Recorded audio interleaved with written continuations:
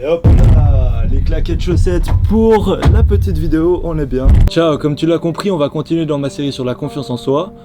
Et le seul but de cette vidéo aujourd'hui, c'est que tu comprennes comment avoir confiance en toi et en ton apparence. Au passage, je te tutoie parce que pour moi, on est comme deux potes l'un en face de l'autre, à qui je parle normal, toi. Je suis pas coach, ni psychologue, ni rien du tout. Je suis juste un mec qui a vécu ce genre de problème et qui en parle ouvertement. Et ça, c'est la première chose à comprendre, c'est que tout le monde a des complexes et tout le monde doute. Quand j'ai commencé les vidéos de motivation il y a 3 ans, j'allais en réalité très mal.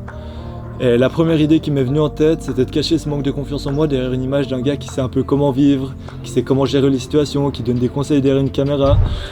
Alors qu'en réalité, j'allais certainement pas aussi bien que la majorité des personnes que j'ai inspirées avec la première vidéo qui m'a fait connaître. C'est triste à dire, et je pense que vous l'auriez remarqué, mais au début je me dévoilais très peu, parce que si je parlais de moi, ça aurait pas été aussi rose que ça paraissait. Mais ce qui s'est passé avec moi, c'est qu'à 14-15 ans, j'étais vraiment une tige, un truc de malade, j'étais super maigre. Et ma réaction face à toutes les remarques qu'on m'a faites qui au final ont développé un complexe, c'était d'aller au fitness prendre de la masse. Arrivé à 18-19 ans, je complexais plus, mais j'ai continué à aller au fit parce que ça me faisait devenir meilleur dans mon sport. Il y a vraiment le côté performance qui a surpassé celui de l'esthétique. Malheureusement, après cette période, j'ai complexé sur mon visage, je faisais des fixations sur des proportions que je trouvais anormales. Et ce qui est intéressant à observer, c'est que dans ma première vidéo, je mettais en avant mon corps parce que je complexais plus dessus, et par contre je portais un capuchon. Je cachais un mal-être général derrière des paroles de mecs confiants. Ce mal-être était en réalité beaucoup plus profond parce que je me cherchais, je savais pas trop ce que je voulais faire, etc. Et je le cristallisais à travers un complexe. La cristallisation, c'est le fait d'exprimer le problème émotionnel qui est donc invisible à travers le physique qui lui est visible. Par exemple, la scarification où le mal-être est tellement grand que tu vas te mettre à te couper les avant-bras pour te faire mal, pour vivre quelque chose de physique et donc attribuer la cause de la douleur à quelque chose de concret. Je vous rassure, hein, j'étais vraiment très loin de ça, mais c'est l'exemple le plus parlant pour moi. Faut être lucide sur le fait que même si on a tous des complexes différents, ils sont tous basés sur la comparaison sociale. Et c'est important de noter aussi que les canons de beauté de notre société occidentale actuelle sont pas les mêmes que ceux d'autres cultures ou d'autres époques. Notamment au Moyen-Âge, les femmes de la haute société faisaient vraiment attention à ne pas être bronzées, parce que être bronzé ça voulait dire travailler dehors et être paysan en gros. Mais faut que tu comprennes que moi je te parle de mon expérience et donc de nos canons de beauté traditionnels. Tu te construis dans le regard des autres, faut pas être naïf, t'es constamment jugé et ou influencé. On est tellement exposé aux remarques de notre entourage que c'est difficile parce que de par la répétition des paroles, on croit aux choses qu'on nous dit. Ici, une question intéressante à se poser, c'est est-ce que j'ai créé moi-même mon défaut ou est-ce qu'il a été créé par quelqu'un d'autre? Sois honnête, cette question te permettra de mieux comprendre tes complexes et sûrement de mieux les gérer avec moi. Si la source du problème est externe et vient des remarques qu'on te fait, tu peux aussi te demander si c'est réel selon toi. Si ça l'est, accepte-le, et sinon, c'est plus ton problème, c'est réglé. Par contre, gros, tu me fais pas le coup où tu dis « Ah non, mais c'est pas réel selon moi » et t'arrives dans ton lit et tu chiales. Enfin, tu vois ce que je veux dire, tu dois être vraiment honnête avec toi-même. Si ça te touche, c'est qu'à mon avis, il y a un peu de vérité là-dedans et que tu trouves aussi. Personnellement, quand j'allais pas très bien, j'ai fait l'erreur de me comparer à un mec qui avait des millions de followers sur Insta, chez qui je voyais le même défaut que moi. J'étais me rassurer vers la confirmation extérieure qu'une personne qui avait le même complexe pouvait être apprécié quand même. Maintenant, je me mets dans le cas où tu te compares à une personne qui se fait énormément critiquer, qui n'est pas une référence sur Instagram, et ça marche pas quoi. Et même moi, sur le court terme, ça me rassurait, mais c'est pas une solution sur le long terme parce que c'est une excuse. En fait, ça voulait pas dire que j'assumais mon défaut, ça voulait dire que j'essayais de me convaincre que non mais ça va, je suis pas le seul, tu vois. C'est pour ça que le changement ne doit pas venir de l'extérieur. Le but quand je te donne des solutions, c'est que tu aies le plus de contrôle possible. Et là, avec l'exemple d'Insta, c'est pas le cas. Mais je te raconte ça parce que ce que je me suis rendu compte au final, c'est que le mec à qui je me comparais, il était aussi et surtout apprécié pour sa personnalité, de par sa manière de communiquer, d'interagir, de par la prestance qu'il dégageait, et pas uniquement son physique. Mais moi je voyais que ça parce que mon complexe était physique. Et c'est là que j'ai tilté. Tu peux équilibrer. Hop là. C'est un micro. Yo, le rap, je t'explique. On se voit de manière subjective et quand on a des complexes, on se regarde pas dans son ensemble.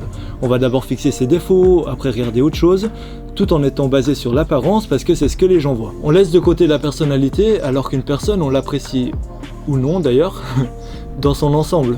Si un mec est grave beau gosse, vraiment le gars parfait et tout ça, mais qu'il a aucune personnalité ou qu'il est juste con, t'es juste là, bravo pour ta gueule mec, tes parents ont fait un bon taf. Tu vois, mais ça s'arrête là, ça va pas plus loin. C'est comme il y a 2-3 jours, je regardais Roger Federer jouer à Roland Garros. Et le mec à côté de moi, il me sort, putain, le gars, il a quand même un énorme nez, quoi. Moi, Roger, il est tellement admirable que j'ai jamais fait attention à son nez. Et c'est son attitude, son ensemble qui fait quelqu'un de lui d'admirable, pas ses cheveux, ses yeux, ou son nez, ou quoi que ce soit, tu vois. Et ça me fait rire parce que 2 jours après que j'ai écrit le script de la vidéo, il y a un interview de Roger Federer qui disait ça. Vous avez dit quelque chose de génial. Vous avez dit quand vous étiez petit, quand je vais grandir, je vais être une des plus grandes stars de tennis. Et plus personne ne remarquera mon gros nez. Moi, j'ai grossi et ça se voit toujours. Tout le monde a ses rêves. Hein. Moi, j'avais le rêve aussi d'être un grand joueur de tennis un jour. J'y ai vraiment cru. C'est pour ça que je suis arrivé. Le nez, il est toujours le même, mais ça va. Après, tu vas me dire, ouais, mais Roger, c'est un des meilleurs joueurs au monde, donc forcément, il équilibre avec ça. Mais tu peux équilibrer avec tout. Moi, un mec respectueux, humble, poli et intéressant, je vais peut-être le trouver charismatique parce que c'est un ensemble. Et c'est ça la beauté de cette personne. Ça t'est jamais arrivé de trouver quelqu'un plus beau ou plus moche physiquement après lui avoir parlé? Bah moi oui. Voilà, ça s'arrête là en fait. Faut pas oublier que la beauté c'est une question de perception. Bon évidemment petit problème de timing, on reprend le lendemain où il pleut, ça fait plaisir, on est bien. Pour en arriver là et pouvoir équilibrer tes défauts avec ta personnalité ou tes autres points forts physiques, tu vas toujours devoir premièrement passer par l'étape de l'acceptation. Prendre conscience que t'es comme tout le monde, c'est-à-dire pas parfait, mais avoir la capacité de t'aimer quand même. Comme tout dans la vie, c'est pas donné, c'est un travail sur soi très dur à faire, parce que c'est extrêmement intime et faut vraiment le vouloir.